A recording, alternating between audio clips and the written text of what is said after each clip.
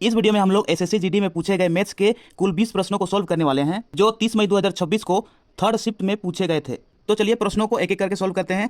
तो ये सरलीकरण का क्वेश्चन है और इसको हम बोधमास के नियम का प्रयोग करके बनाएंगे। ठीक है, सबसे पहले ब्रैकेट को सोल्व करना है, उसके बाद गुना, उसके बाद जोड़, उसके बाद घटाओ लास्ट में। ठीक है, तो सबसे पहले 58 और 2 को गुना करेंगे। ठीक है, 2 8 16 के 6 हासिल 1, 2 5 10 और 1 11, माइनस है तो माइनस 29 प्लस 64 माइनस 15 और 43 को जोड़ेंगे, 5 3 8, 1 और 4 5 प्लस है 18।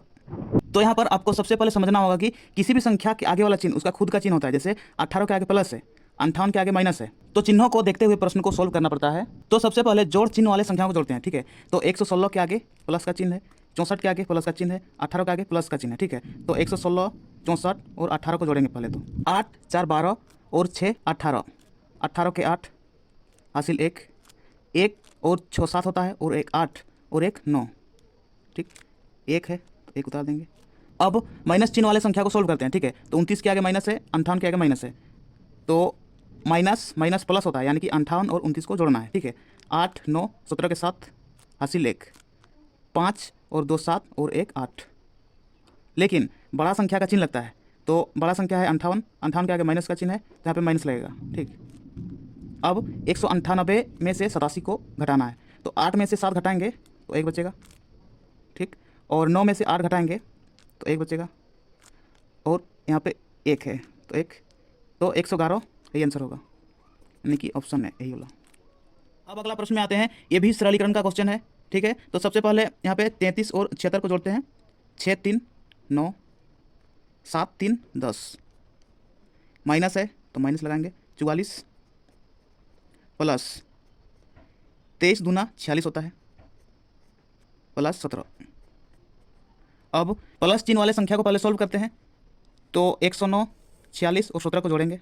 ठीक है, 7 6 13, 13 और 9 होता है 22, 22 के 2 हासिल 2, 1 4 5 और 0 5 और 2 7 और 1 है तो 1। अब माइनस 44, 172 में से 44 को माइनस करना है। ठीक, तो 12 में 4 घटाएंगे तो 8 बचेगा, 6 बचा है, 6 में से 4 घटाएंगे तो 2 बचेगा, 1, तो 128 आंसर, ऑप्शन ए। अगला प्रश्न में आते हैं, 0.5 का घात 4 माइनस 0.4 का घात में 4 है, बटे 0.5 का घात 2 माइनस 0.4 का घात 2 है। ठीक, तो 0.5 का स्क्वायर का होल स्क्वायर लिख सकते हैं उसको, माइनस 0.4 स्क्वायर का होल स्क्वायर लिख सकते हैं। ठीक, बटे 0.5 का स्क्वायर माइनस 0.4 का होल स्क्वायर। ठीक है, तो ये अभी ए स्क्वायर माइनस बी स्क्वायर के फॉर्म में आ गया। तो ए स्क्वायर माइनस बी स्क्वायर का फॉर्मूला होता है ए यानी कि 0.5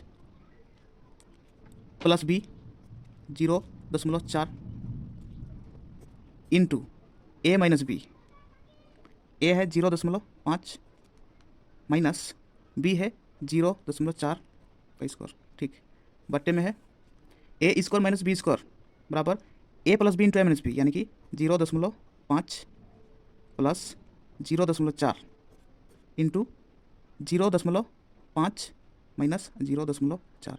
ठीक, अब 5 का स्क्वायर करेंगे 25, लेकिन 0.2 अंक के बाद यहाँ पर, प्लस 4 का स्क्वायर 16, लेकिन 0.2 अंक के बाद। ठीक है, गुने 5 का स्क्वायर 25 होता है, दशमलव यहाँ लगेगा, माइनस 4 का स्क्वायर 16 होता है, दशमलव लगाएंगे यहाँ पे, बट्टे 0.5 जोड़ 0.4 को जोड़ेंगे तो 0.9 होगा। ठीक है, गुने 0.5 में से 0.4 को माइनस करेंगे तो 0.1 होगा।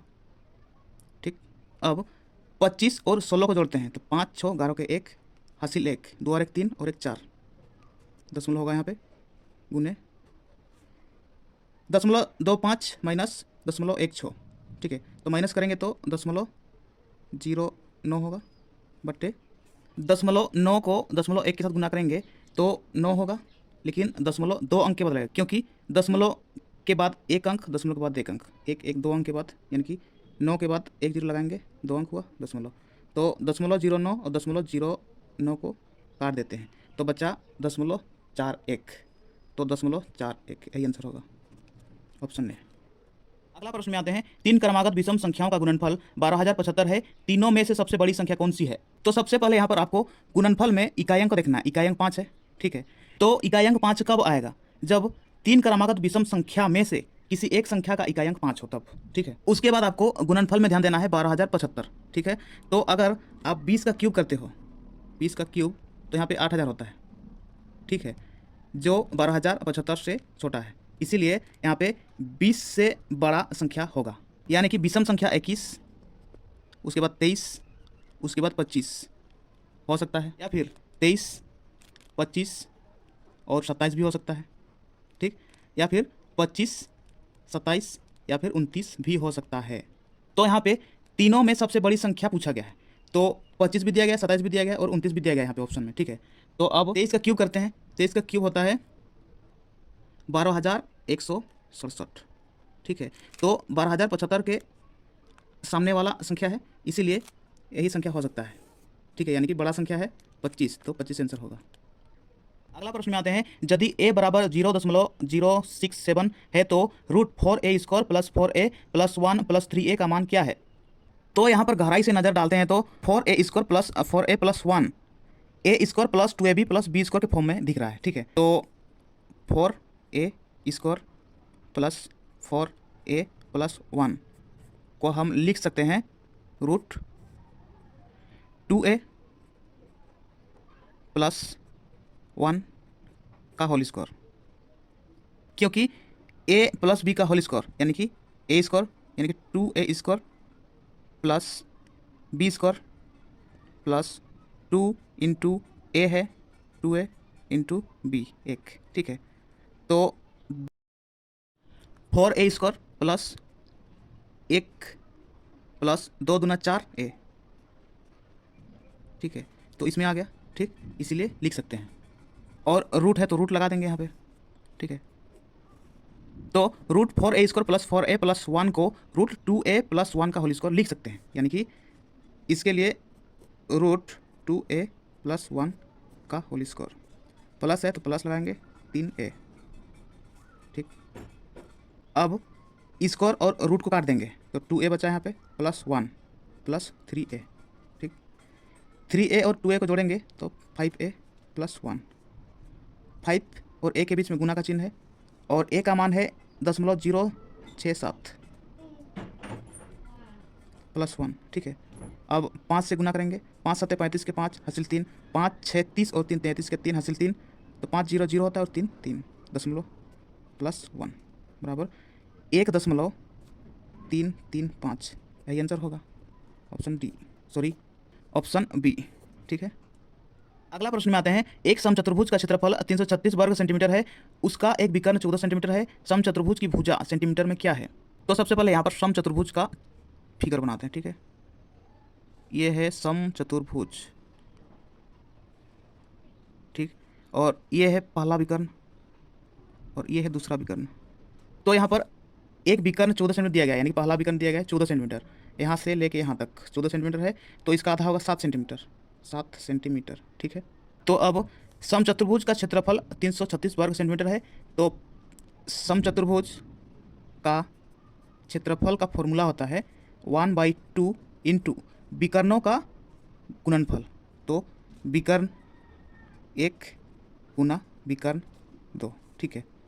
तो समचतुर्भुज का क्षेत्रफल 336 वर्ग सेंटीमीटर है बराबर 1/2 गुना विकर्ण 1 है 14 सेंटीमीटर गुना विकर्ण 2 नहीं दिया गया है, ठीक है।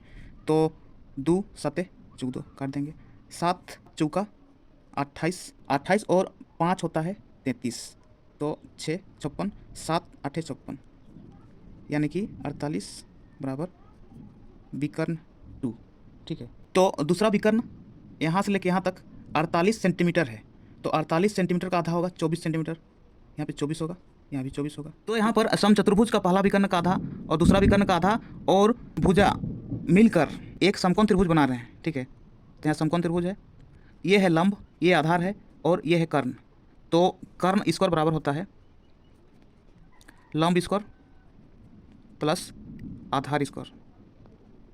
ठीक है, तो लंब है 7 का स्क्वायर प्लस आधार है 24 का स्क्वायर। तो 7 का स्क्वायर होता है 49 और 24 का स्क्वायर होता है 576। ठीक है, तो कर्ण बराबर स्क्वायर को जब बराबर के उस पार ले जाते हैं तो रूट में चेंज होता है। ठीक है, तो 576 और 49 को जोड़ेंगे तो यहाँ पे 6 और 9 होता है 15 के 5 हासिल 1, 4 1 5 7 12 हासिल 1, 5 और 1 6, तो 625 का वर्गमूल होता है 25। ठीक है, तो समचतुर्भुज की भुजा 25 सेंटीमीटर होगा। ठीक है, यानी कि 25 आंसर। अगला प्रश्न में आते हैं 96 plus 100 plus 104 plus 108 plus dot dot करके प्लस 272 तक है बराबर व्हाट। ठीक है, तो यहाँ पे अंतर है 4 का, यहाँ अंतर है 4 का, तो सार्व अंतर है 4 का। ठीक है, तो योग बराबर होता है पहली संख्या 96 प्लस अंतिम संख्या 272 बट्टे 2 गुने कुल संख्या।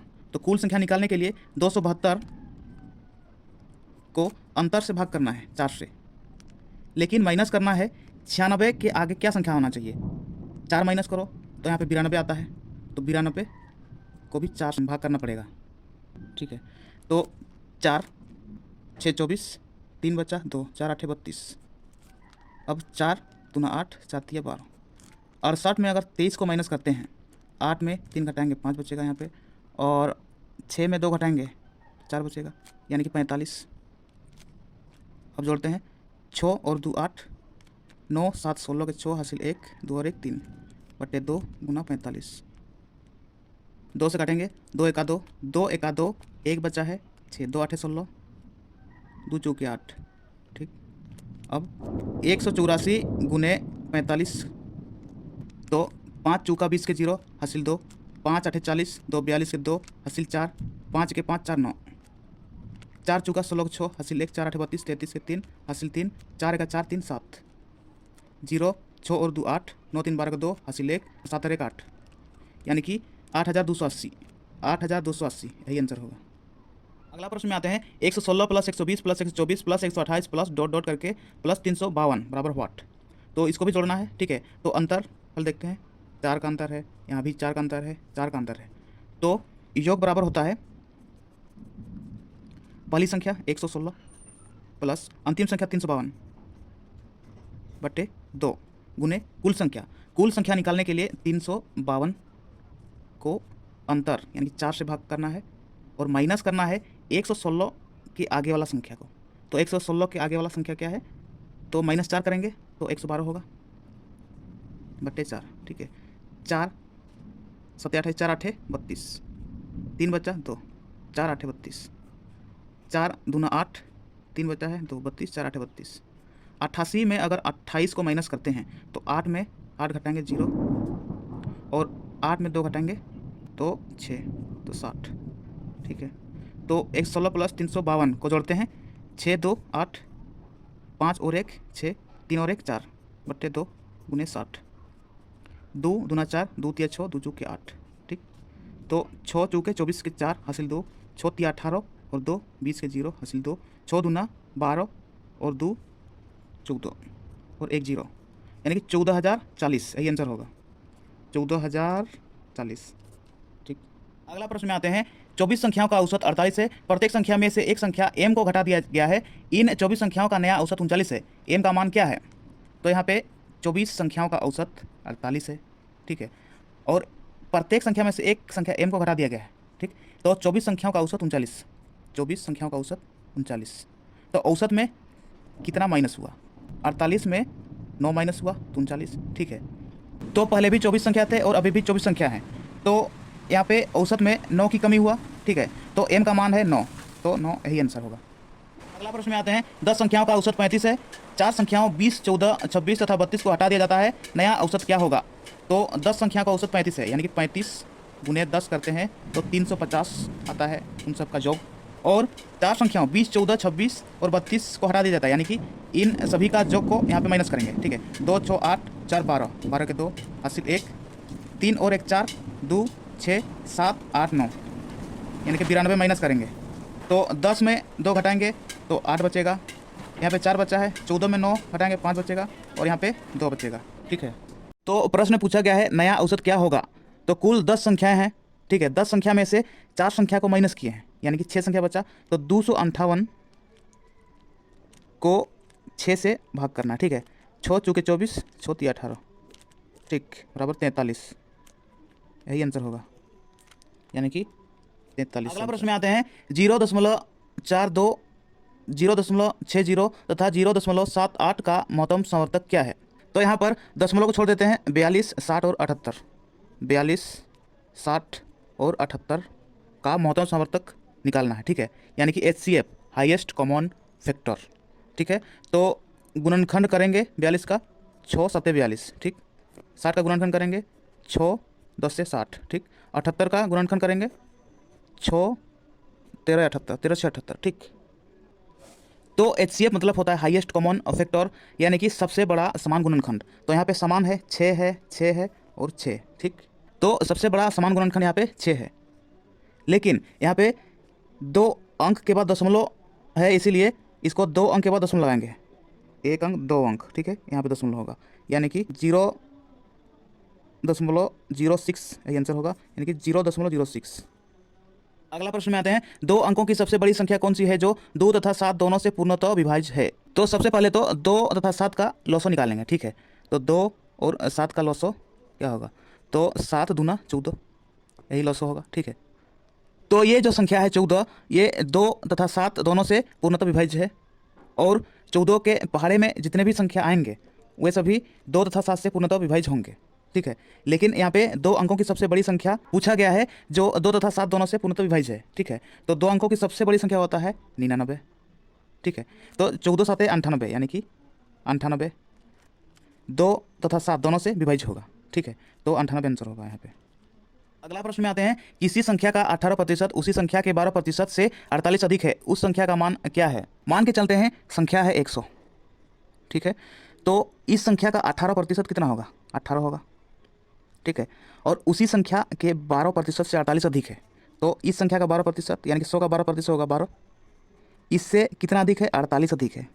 ठीक है, तो 18 और 12 के बीच का जो अंतर है 6, उसका मान है 48। 6 1 6, 6 8 48, यानी कि 1 का मान है 8। तो यहाँ पे हम लोग संख्या माने हैं 100, तो 1 का मान जब 8 है तो 100 का मान गुने 8 करेंगे, यानी कि 800, यही आंसर होगा। अगला प्रश्न में आते हैं किसी वस्तु के क्रय मूल्य तथा विक्रय मूल्य के बीच का अंतर 400 रुपया है, हानि प्रतिशत 20% है, वस्तु का विक्रय मूल्य क्या है। तो यहाँ पर क्रय मूल्य और विक्रय मूल्य है। अगर क्रय मूल्य 100 है तो विक्रय मूल्य 80 होगा, क्योंकि 20% हानि हुआ है। ठीक है, तो 80, यानी कि क्रय मूल्य 100 रुपया है और विक्रय मूल्य 80 रुपया है, यानी कि 20% की हानि हो रहा है। ठीक है, तो इनके बीच का जो अंतर है वो 400 रुपया है, यानी कि 100 में से 80 घटाएंगे तो 20 बचेगा। 20 का मान है 400 रुपया। ठीक है, तो 1 0 1 0 काटेंगे, 2 दूना 4 1 0, यानी कि 1 यूनिट का मान है 20 रुपया। तो यहाँ पर वस्तु का विक्रय मूल्य पूछा गया है। ठीक है, तो विक्रय मूल्य हमने लिया है 80, तो 1 यूनिट का मान 20 है, तो 80 यूनिट का मान 80 गुना 20, यानी कि 8 दूना 16। ठीक है, और 1 2 0, तो 1600 रुपया, यही आंसर होगा। अगला प्रश्न में आते हैं एम तथा एस अकेले कार्य करते हुए एक कार्य को क्रमशः 28 दिनों तथा 35 दिनों में पूरा कर सकते हैं। कार्य को साथ मिलकर पूरा करने के लिए उन्हें 6300 रुपये प्राप्त हुए, एम का हिस्सा रुपये में क्या है। तो यहाँ पर एम अकेला एक कार्य को 28 दिनों में समाप्त करता है और एस अकेला उसी कार्य को 35 दिनों में। 28 और 35 का लॉसो करेंगे तो 7 चौका 28, 7 5 35, यानी कि 5 चौका 20 7 140, 140 होगा लॉसो। ठीक है, तो एम का क्षमता निकालेंगे, 28 5 6 140 होता है, एम का क्षमता 5, और एस का क्षमता निकालेंगे 35 चौका 140 होता है। ठीक है, ये क्षमता हुआ, ये कुल कार्य है और यह है समय।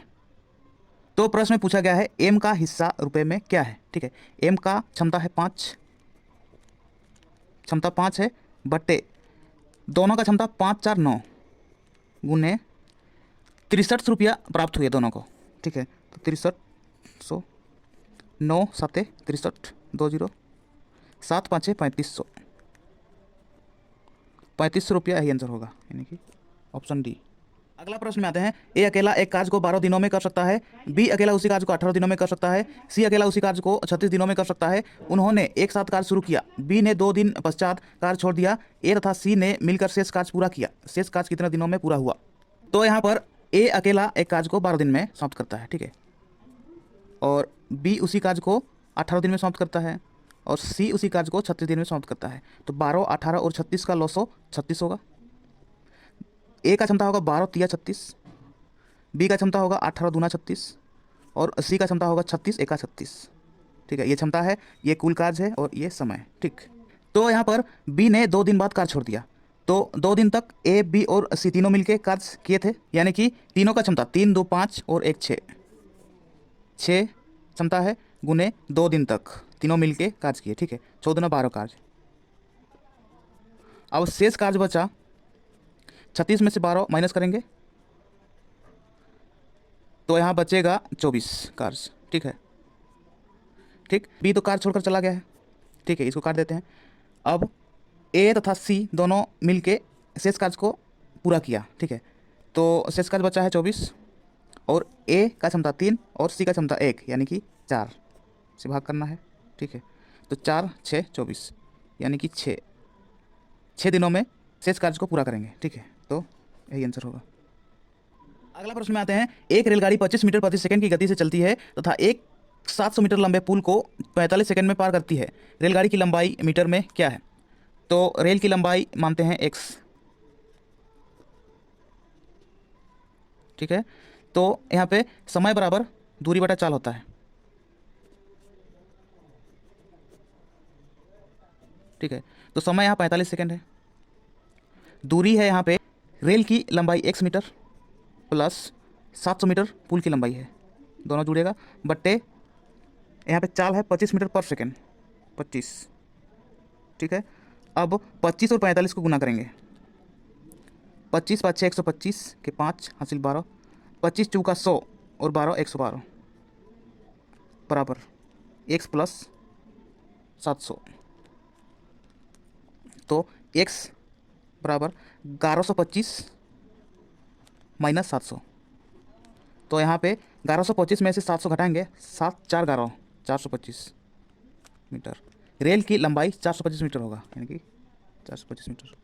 अगला प्रश्न में आते हैं। धारा की गति 4 किलोमीटर प्रति घंटा है। एक नाव 40 घंटे में 120 किलोमीटर धारा के प्रतिकूल जाकर आरंभिक बिंदु पर वापस आ जाती है।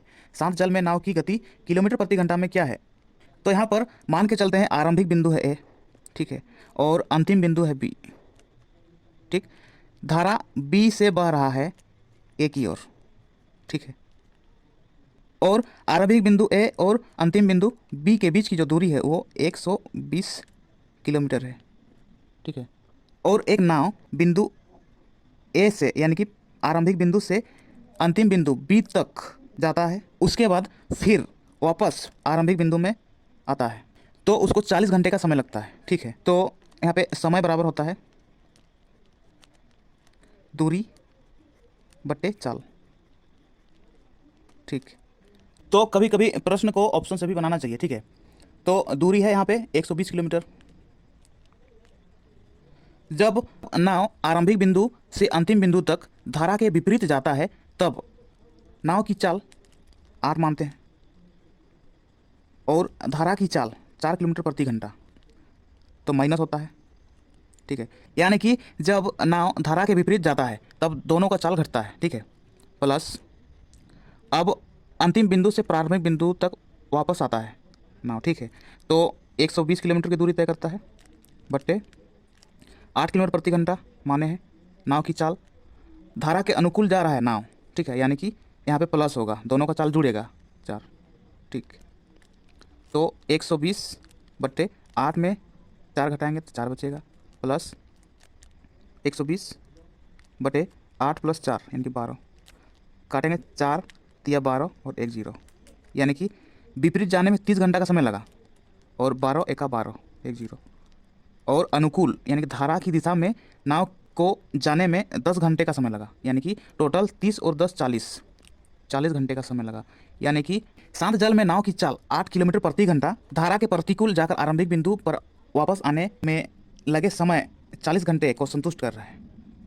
इसीलिए ऑप्शन ए होगा 8 किलोमीटर प्रति घंटा। में आते हैं, जब कोई वस्तु 20% के छूट पर बेची जाती है तो 25% का लाभ होता है। अगर उस वस्तु का अंकित मूल्य 1000 रुपये है तो क्रय मूल्य क्या है?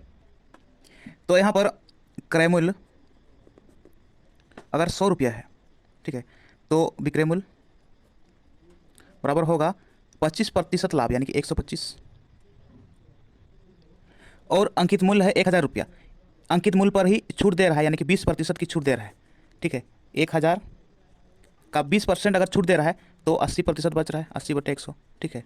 1 2 0 से 2 0 काट देंगे, 800, तो 800 में बेचा है इसने, ठीक है।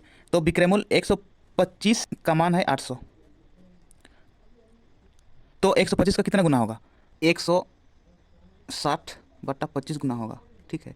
तो क्रय मूल्य यहाँ पे पूछा गया है, तो क्रय मूल्य का भी 160/25 गुना करेंगे। 25 चौका 100, 4 और 160 को गुना करेंगे, 4 गुने 160 बराबर 16 चौके 64, 10, तो 640 रुपया यही आंसर होगा। तो 640 रुपया। अगला प्रश्न में आते हैं, एक वस्तु का अंकित मूल्य उसके क्रय मूल्य से 40% अधिक है, इससे 25% लाभ पर बेचा जाता है। वस्तु का अंकित मूल्य 2800 रुपया है, वस्तु का विक्रय मूल्य क्या है? तो यहाँ पर अंकित मूल्य है, क्रय मूल्य है और विक्रय मूल्य। तो अगर यहाँ पर क्रय मूल्य 100 रुपया है तो विक्रय मूल्य 25% का लाभ हो रहा है, तो 25% लाभ यानी कि 125 यहाँ पे होगा विक्रय मूल्य, और अंकित मूल्य उसके क्रय मूल्य से 40% अधिक है, क्रय मूल्य से 40% अधिक यानी कि यहाँ पे 140, ठीक है। तो वस्तु का अंकित मूल्य 2800 रुपया दिया गया है, तो 140 का मान होगा 2800 रुपया, ठीक है। तो 140 का कितना गुना? 20 गुना होगा। तो अगर क्रय मूल्य पूछेगा तो इसका भी 20 गुना होगा, अगर विक्रय मूल्य पूछेगा तो इसका भी 20 गुना होगा। तो यहाँ पर पूछा गया है वस्तु का विक्रय मूल्य क्या है, तो विक्रय मूल्य 125 का 20 गुना करेंगे, 125 दूना 250 होता है और 10 यानी कि 2500 रुपया, ये आंसर होगा। तो ये थे एसएससी जीडी 2026 में पूछे गए मैथ्स के कुल 20 प्रश्न। अगर आपको वीडियो पसंद आता है वीडियो को लाइक कीजिए और मैथ्सिक चैनल को सब्सक्राइब कीजिए और बेल आइकन को दबाइए ताकि इस चैनल पर आने वाला हर वीडियो का नोटिफिकेशन आप तक सबसे पहले पहुंचे। तो चलिए वीडियो कहीं समाप्त करते हैं और मिलते हैं नेक्स्ट वीडियो में, तब तक के लिए अपना पढ़ाई करते रहिए, ख्याल रखिए अपना और अपने माता पिता का। धन्यवाद।